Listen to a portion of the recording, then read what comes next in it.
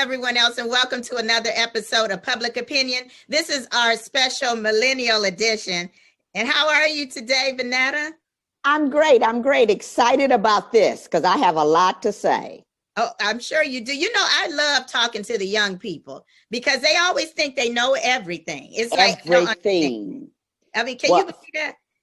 Well, my kids were born smarter than me. Now that is really something unique. Okay, they knew everything by the age of 6. Right. It's remarkable, isn't it? It is remarkable that the whole time you raise them, they swear up and down that they know more than you. But they still can't pay a bill for me yet. Okay. And that's right. Like what our show is about. I just, we'll find out the public opinion question later, but it's funny talking to these millennials because they have so many hopes and dreams and plans, but it seems like their sense of urgency is just, for some of them, it's just not there. Well, you know what? I will say for the most part of everybody I know who has young children or young adults, they have the same statement. And that's because probably everybody I know, we're doing about the same. We're doing okay in life.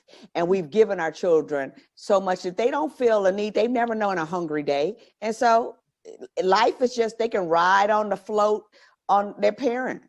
Yeah. Yeah. And that's the thing. They don't, it's almost like they have cash in the bank. Their parents, they got that fallback.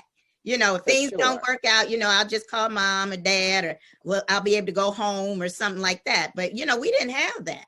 It was I can remember what my friend had a baby much earlier than I, and she had a little boy, and she told him, no, I can't buy you that. I don't have no money. He said, well, just go to that box and get some money out of there. He was a little boy. And that's how I think my kids end up. Just go to that box you call a bank and get me some money. I know that box. Isn't that something? I tell you, but I'm looking forward to hearing what these guests have to say. And we have a guest host this week. Taylor Morton is our guest host. And Taylor, yeah, I think you know her. Okay. But Taylor is a brand manager. And then we have Jels, Quiah, and he is an actor and an entrepreneur. And then we have Bryant Stone, and Bryant is working on his doctorate in psychology, and he has his MA right now. So welcome, Taylor Morton. Thank you so much for being our guest host. How are you? I'm doing good. Hey, Taylor. Hey, I'm excited to be here. We're excited to have you. You are all things millennial. Millennials know everything. That's something that Ned and I were discussing. We do. We do know everything. Why is it that you all know so much? We have resources to more things and access to more things, and you guys did not have. Are you just talking about the internet? Yeah. Oh, no, I'm talking about just in general. We just have more access because of the internet, though. That's what you have more access to, because there's we had books and everything else and a telephone. We just didn't have a telephone at our hip. Right. That's true. But it's just different. Okay. But yeah. Well, anyway, I'm excited to have you, and I'm excited to have the guests that we have. So you want to introduce the guest for us, Taylor? Okay, we have Bryant as our first guest of this Millennial edition. Bryant does it all. Bryant is currently in grad school, and he is studying happiness, correct? Yes, happiness and how we can use it to treat mental illness. Yes. Really? And then who is our next guest? And then we have Jels. He is an entrepreneur, an artist, producer, all those things. We're going to look at the public opinion question. Did financial assistance, if any, from your parents affect your sense of urgency in establishing your career path? All right, so I think that we will start with our guest, Bryant Stone. So what I'm going to do is, Stone, just give you a couple of minutes to answer that. Okay. Well, first of all, it's so nice to see you, and thank you for having me on your show. I appreciate it.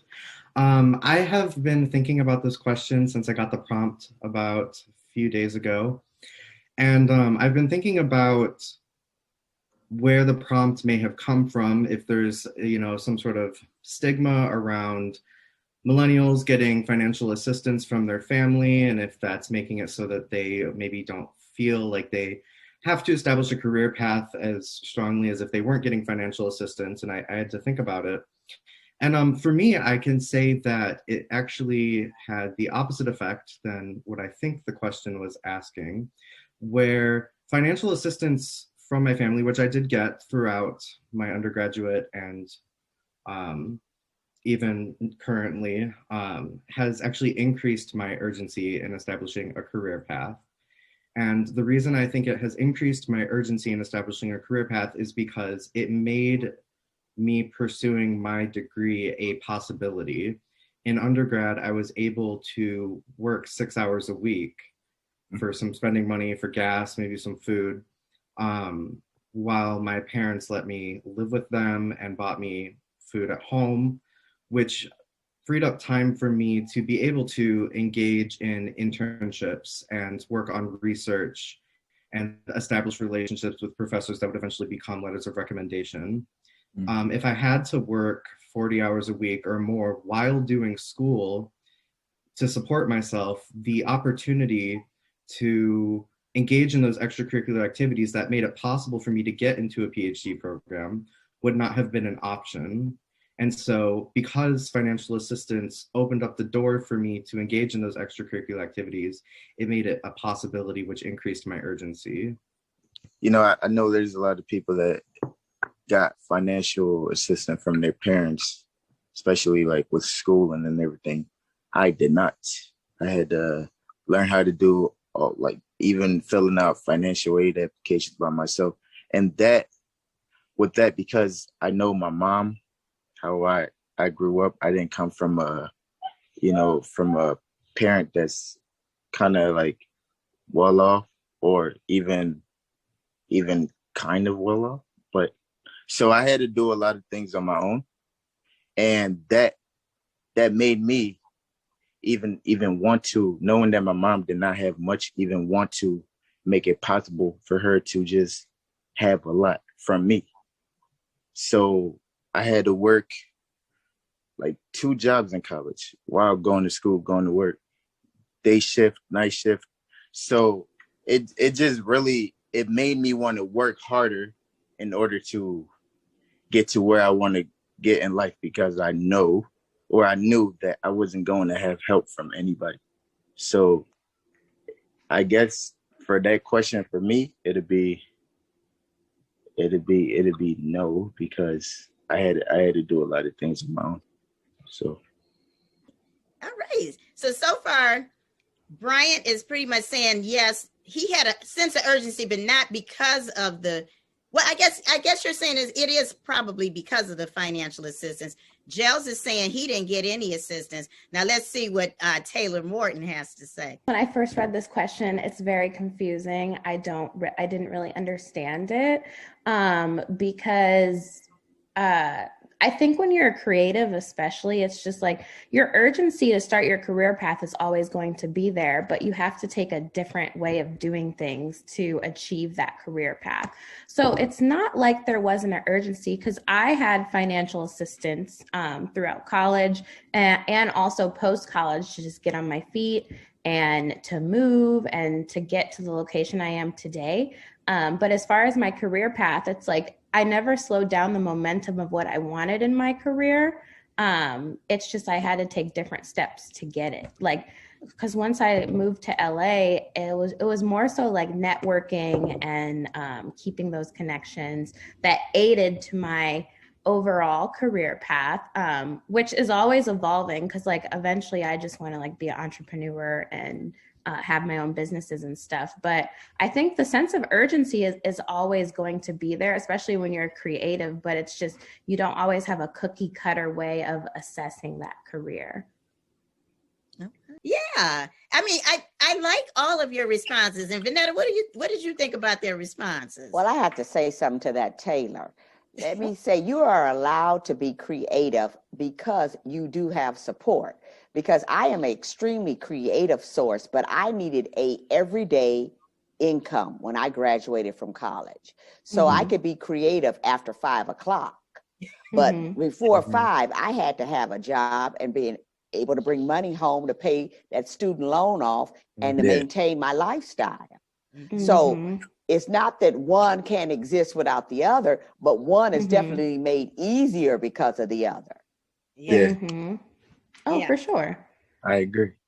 Yeah. Yeah, you're right.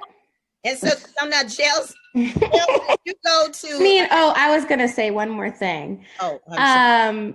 But I feel like that's all true. But I feel like as generations move on, there's certain things that you're supposed to like change. So, like for example, like now it's like people are pushing for creativity with their kids, and they are making a way to help them. But I feel like that's just the way the cycle works. It's like your parents make money so they can support you, and then once your next generation makes maybe more money, like say I become super wealthy, I'm still going to assist my kids to do what they need to do. And I think that's just kind of like how generational things are broken. It's like it's always going to evolve that way. And it's not to say that's bad. I think there's a stigma that like if your parents help you, you're lazy. But it's like I know for me, it's like I'm very hardworking, and I know that like Bryant and Jels, like they can attest. Like I work very hard with the aid of because of what my parents helped me. Like I make sure I'm not lazy with it. Like every job opportunity I got, granted, I didn't have to use my degree. I got it because I worked really hard. So all those TV jobs I have, all that stuff I have, it's because I work hard and I'm not lazy with what I know I have inside of me and my potential. And I keep that momentum up so that I can work and so that I can eventually come to that point of wealth where I can too help my kids. So if they want to do something creative, they can. Oh, so yeah. That's my tidbit. Yeah. Now, Bryant, now Stone, I call you Stone, but Bryant, to what you were saying, and I really like what you said as well. You stated that you had a sense of urgency because of the assistance that you were given. And did you feel like that because you didn't want to let them down, because you know how much they did for you, or what exactly do you mean by that? Yeah, that's interesting, because I think I had always had that drive. It's just that the career path that I was trying to establish seemed so out of reach unless I had that financial assistance. So it's hypothetical. I don't know what I would have been like had I not had that financial support, because I'm hearing from Jels that it actually also increased your urgency to establish a career path without it, which is interesting because I didn't think about that. But I can attest from my experience, because I had that financial support, it allowed me to go after my dream job. Yeah, that's wonderful. And Jels, what was your story? Now, did you go to college and actually graduate, or what was? Yeah, I went to college. I graduated with a business marketing degree, in Minnesota, and with that, it was hard with school because I had 2 jobs and I made it on honor roll. So that's like imagine going to college without any assistant, knowing okay, you still have to pay for books. How you're gonna do that with no assistant? Because for me, like my mom didn't have it. She had a job, but it's like you can have 2 jobs but not have money because you have to spend that money. Yeah. So it's that with my drive, because I always had to drive. So I told my mom. My mom was like, I mean, you can go to college or you don't have to. But I was like, I'm a kid from Africa. You know, I was born in Liberia during the Civil War. So it's like, and I'm the only child. So it's kind of like when you're the only child in America, in the African culture, and you only have your mom, you have to make her proud. There's no way. Even if she has it or not, you have to do something. At least you're not coming to America to not graduate, you know? So right. I graduated with 2 jobs. And I mean, it was hard, but that made me, I'm like, man, when I have kids one day, I never want them to go through this. I'm going to assist them, and I'm going to let them choose their career path, and they don't have to be in a rush to do it. But at least when you assist your kids, I feel like that drive of you doing it for them, they're gonna want to make you prouder. So it's like for me, that kind of yeah. speaks to what Taylor was saying. Oh yeah, for sure. About the cycle of wanting more for your kids. Mm-hmm. Yeah, that's really all it is. It's just a cycle because you want it to progress. Yeah, every generation is supposed to do better than what they're previous supposed to one. do better. Exactly, Yeah, and yeah. it's like exactly. But there is some negative to that. If I know that I'm supposed to do better and I have this family here is going to support me and give me financially, I may not have that drive that Jel had. He would have been failing his mother and himself. My children feel that they would be making a failure to me themselves. I think they feel differently about that, that they know they can do it. They're comfortable doing what they're going to do. But it's different. I was a child of a single parent, and I felt like if I didn't succeed, I would have really been a disrespect to my mother. Oh yeah, I felt like that too. For sure. If what? Her sacrifice would have been just. I mean, I'm an only child. She's a single mother, and I'm not living up to the covenant that we entered into. It would have been an issue. Yeah. And I think that's what we always say, that's what we work for. My husband was the same way. He was like, I don't want my kids to, because he grew up very poor, didn't have a lot. So his whole thing is, I don't want my kids to be poor like I was poor. And so what you end up doing is giving your kids a lot, but you have to have a balance between not letting them become brats and understanding, the struggle and appreciating things. And I think there's a balance. And then I think some, and it, not you all necessarily, but I do think that some young people do kind of like just feel like, well, if all else fails, I just go home, or I got mom, or I can call and get my, and that's good to know, but you don't want to use that as a crutch to keep you from going forward. Yeah. Oh, definitely. And like, especially where we live, it's like I have so many coworkers and colleagues. Can you guys hear me? Yes. Okay. I have so many coworkers and people like with kids, and it's like the kids that grow up here, it's like they just have everything given to them. I mean, the ones in the nicer neighborhood, like Beverly Hills kids, like all, like it's just like they always come from that, so they don't know any better. They're just like, well, and that's why like I noticed that like a lot of them still even live with their parents, because it's like they live in this big house, they have all this stuff, so they don't kind of feel like a sense of urgency to really like, I guess I feel like they probably feel like, well, wow, I have everything I need. Like, why move out? Why, like, I have money. So that's why I'm happy that I never was, that like you, like my parents, you, mom, and can I say you're my mom? Right? This is being edited, but I can, like, I'm glad. This is your mother? Wait a minute. God. There's nepotism Hold on.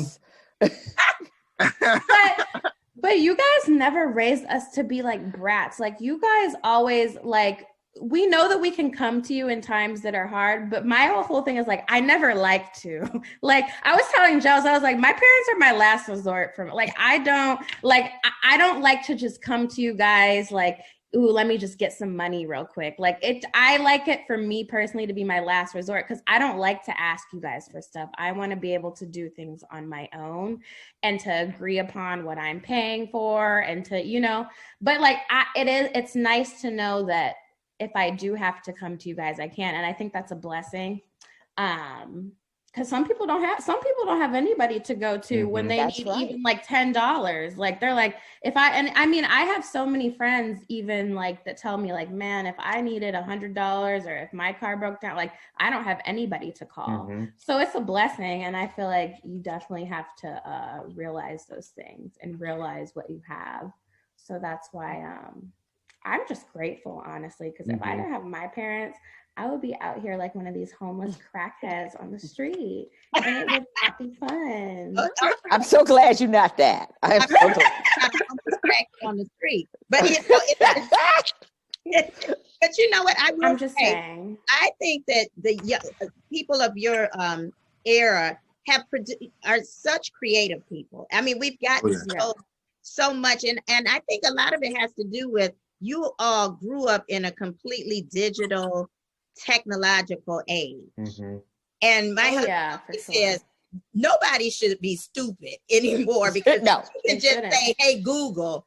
And if you Mhm. can't have the ability to say that, then something is seriously wrong. And these days, it's like it's just easier to make money. Like, especially with the platforms, like there's people that on Instagram, all they do is Instagram, and they make like 15K to 20K a month just posting some sponsored ads. So we definitely have an advantage because of those types of platforms and stuff. But I'm happy that like you have the three of us here that have different viewpoints, but I think we can still all the thing we do have in common, I feel like though, is like gratefulness and like not taking for granted the things that we do have.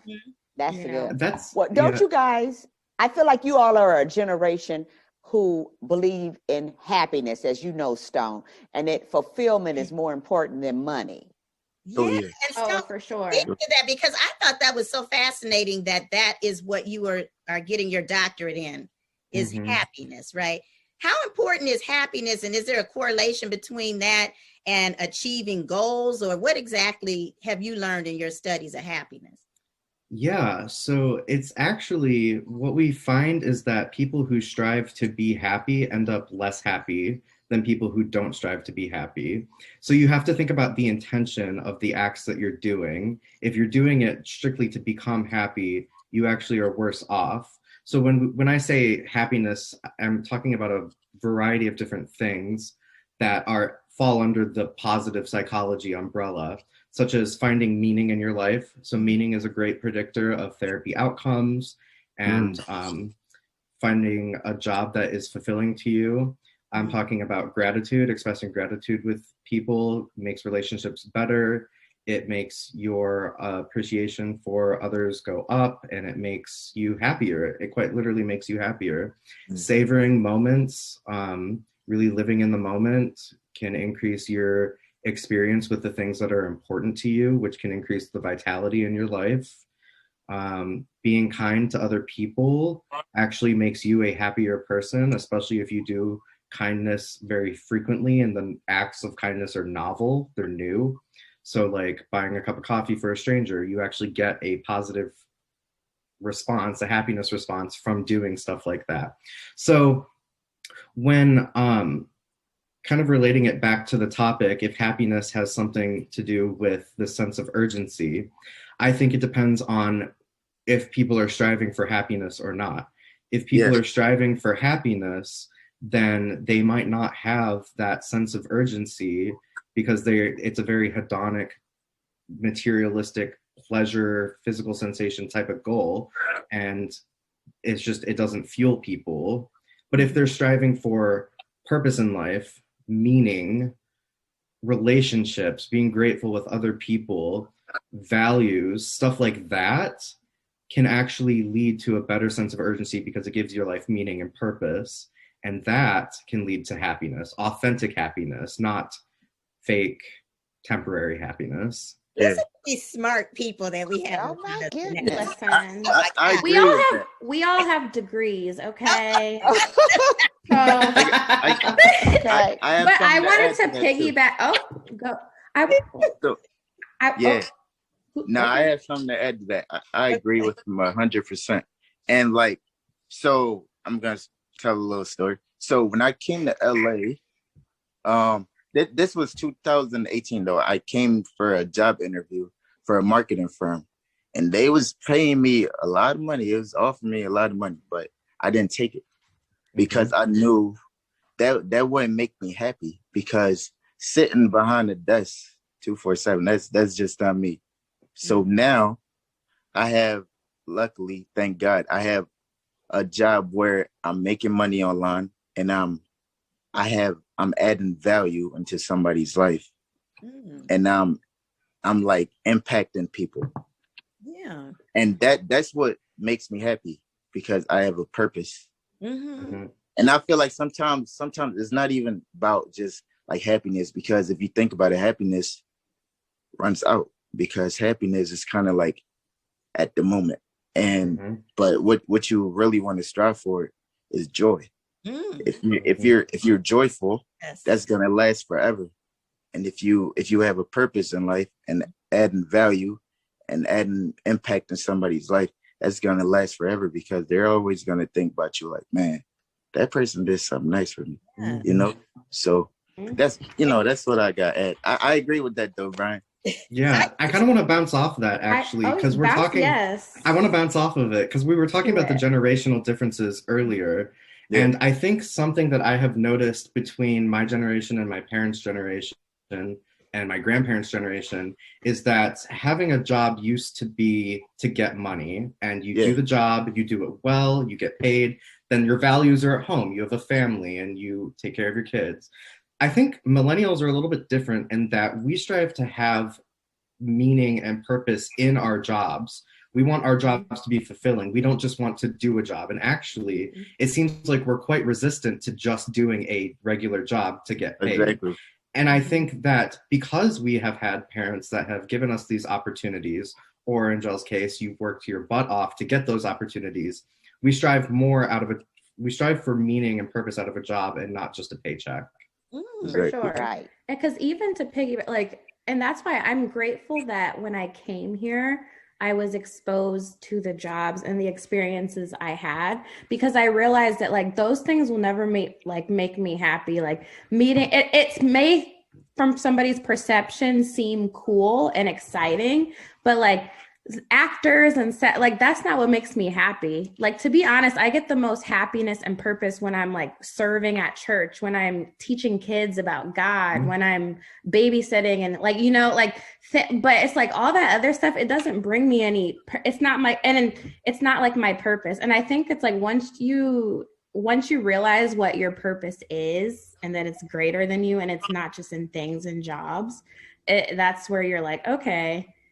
So I don't know. Yeah. You make me proud, Taylor. Okay. But no, Vanetta, you know what? We had a perspective when we started the show, and we were, it's not that we were not correct, but I do believe that they explained their positions and where they are in life to the point that you can say, well, you know what?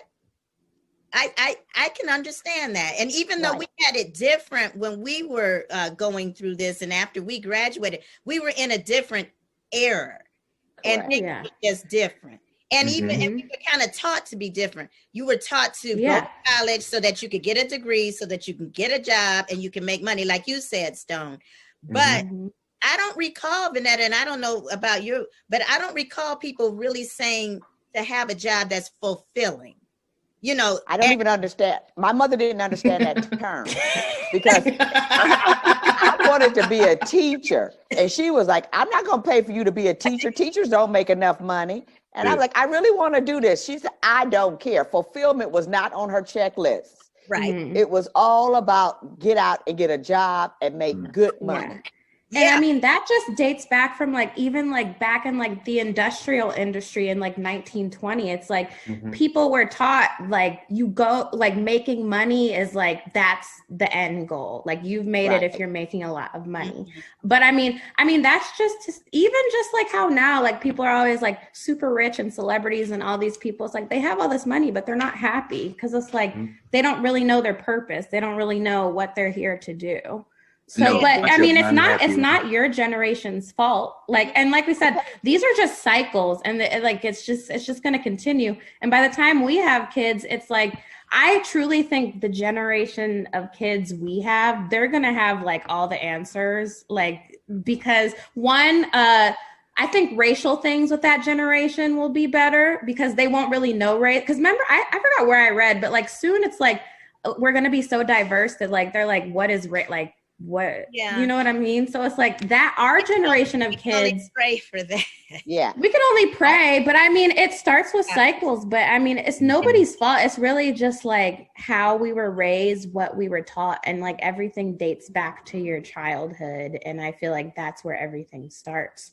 But I feel I understand the frustrations that the older generation sometimes may get, because they may feel dang, I wish I had that when I was growing up, but I think it should just really motivate that generation, even like whether you're 50 or 60 or whatever, like that you can still do what you want if it fulfills you. Like, and if your purpose to do it, especially like if God purposes you to do something, then you could do it whether you're 20, 70, 40, you just have to do it.